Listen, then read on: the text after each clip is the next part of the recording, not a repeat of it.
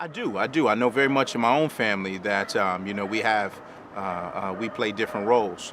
I came from a family where my parents have been married 45 years, for example, and my father was a very much a disciplinarian, but my mother served as your mother, father, sister, brother, whatever you wanted her to be. But I've tried to change my life a bit, and we have a type of scenario where we complement each other.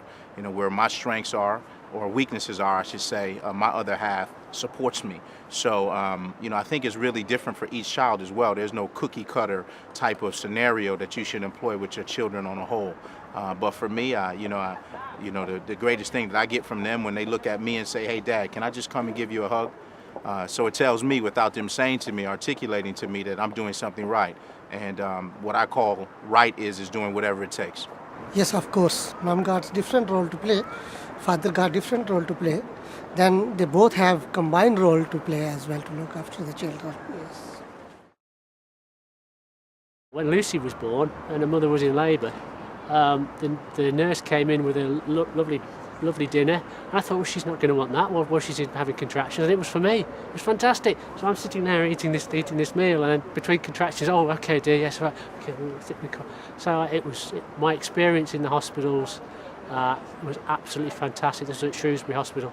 I mean, I wasn't specifically offered any support. Nobody really asked. I mean, like you say, midwives came around, the health visitors came around and asked how Claire was, but I mean, you don't get any specific targeted support, definitely not. You do feel like you're a bit of an add-on, really. And I don't think anybody ever asked me whether I was coping with it. I think people just assume that it's the mums who are going to struggle with it all and have all the sort of attachment and so on as in the first days and get the baby blues and all the rest of it. And dads don't get any of that, and they're all distant to it. And it's not true, because I was really quite hands-on. So to me, it was like you say, a mass about people. Whatever you prepare yourself for, it's far bigger than you can imagine, and nobody specifically asked how I was or anything. So I guess it would have been nice. But having said that, I probably wouldn't have admitted to anything being a bloke anyway, even if I had struggled with things. So especially if a very motherly midwife came and asked me and said, "Oh, is everything all right, dear?" It'd been, yeah, everything's fine. So. If they got blokes involved in doing that more, maybe. Got some men who specifically targeted the role of seeing how dads were and how they adapted to the whole transition of having a little one.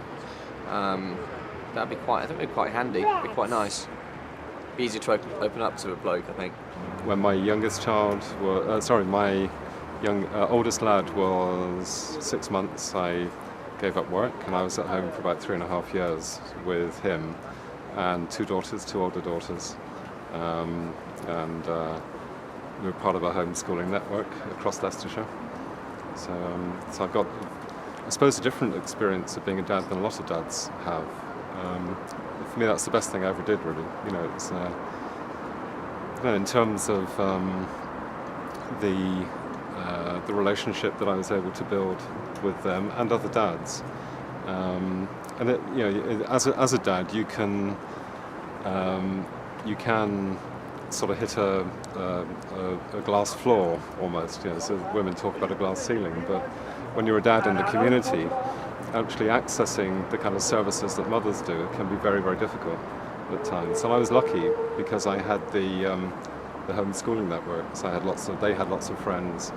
I had lots of other adults to associate with.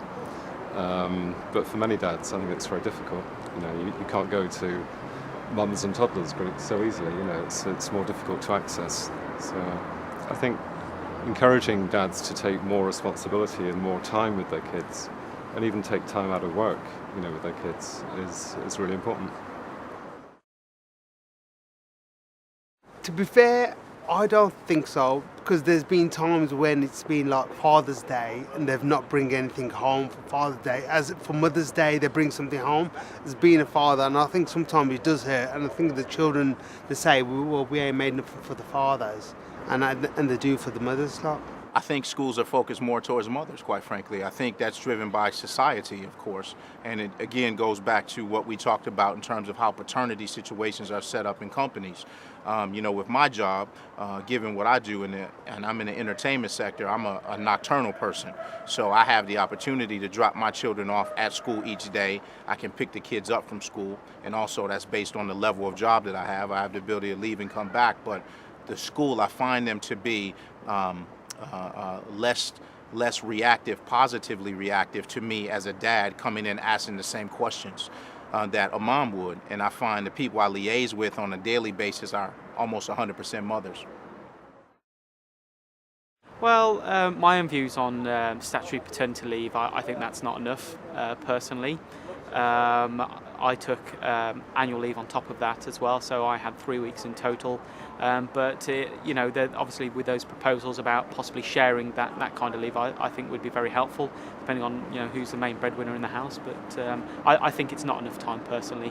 Not in my opinion, no. It's more, employers are more concerned with getting done whatever they need to have done, and the fatherhood part of it has to come second for them. I don't think most employers consider fatherhood as being the main part of a man's life. They consider it the working part being the more important part. Yes, I think fathers are expected to do more actively with the kids. I don't think the basic love thing has changed, but I think there's, just from my own experience, a slight more blurring of role between mother and father. I don't know how well I do at that, and I know at times I might have done more, according to my wife, but you don't have all the hormonal stuff pushing you towards caring for the kid, and it's a bit more difficult at the beginning when they've spent all day together and you come in after they've had 10 hours doing stuff together and are in a groove, and you come in and try and break into it. It's quite hard. I would say that some do and some don't. The CSA, for example, which I'm sure a lot of dads have talked about, I think the CSA seem entrenched in here's a tick list, and I still get the feeling that there is a feeling within that organisation that if a marriage breaks down, it's the fault of dads. I did get called once the absent parent. I absolutely hit the roof. So there's a negative example. In my particular case, it wasn't really my fault that my marriage broke down. But then I was made to feel the guilty one. I was made to feel the lesser parent, if you like, which I didn't enjoy, which still upsets me now. But having said that, that was the only negative example I can think of, because there was a lot of support from family and friends, a lot of support from work, so I've had no other negative examples. Society seems to think more that the mother should be looking after the children and the dad should be just making sure they've got somewhere to live and things like that. Doesn't take enough account of being a father and all the hard work it takes. People seem to forget it. Most people, when they're at work, they are fathers or mothers, but you seem to forget that. You might be concerned with your own kids, but you forget that other people have got their kids and things as well. I don't think so. I think we hear about the negative side of things, about dads sort of not supporting the families and just disappearing and things, but there's a lot of amazing dads in the country. I think it is really important that we do celebrate those and give them the support that they need. It's a tough job. I don't. I really don't. I think, a lot of times society focuses on the deadbeat dad scenario. And, this dad's not taking care of his kids, child support is not being paid. In my mind, on Mother's Day, for example, I receive cards. So to me, I don't think it should be a Mother's Day or a Father's Day. It should be a Parents' Day. So, I really feel like you don't have to be a female to be a mother, and you don't have to be a male to be a father. So I think, it's disproportionate, yes. If you could change something in the workplace, I think it should be, to equate standards of parenthood for both fathers and mothers. And people need to really understand that children need a support system. It's not sexually oriented, if you will. So you don't have to be a mom to give the same standard of support that you need to be a dad to give the same standard of support. And I think historically, the man went out and earned the money, and the mom stayed home and took care of the children. So for us, we need to adapt and change with the times.